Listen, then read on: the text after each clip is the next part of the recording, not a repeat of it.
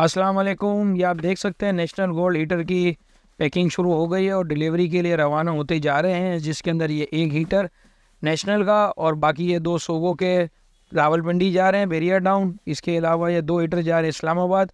जिन भाई को भी चाहिए व्हाट्सअप पे रब्ता कर सकता है। मज़ीद मालूमात के लिए व्हाट्सअप नंबर हमारा डिस्क्रिप्शन पे दिया हुआ है, वहाँ से आप तमाम मालूमात इसकी ले सकते हैं।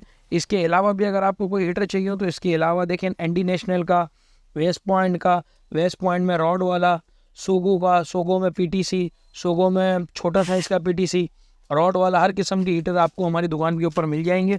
जिन भाई को भी चाहिए व्हाट्सएप पे रब्ता कर सकता है। शुक्रिया।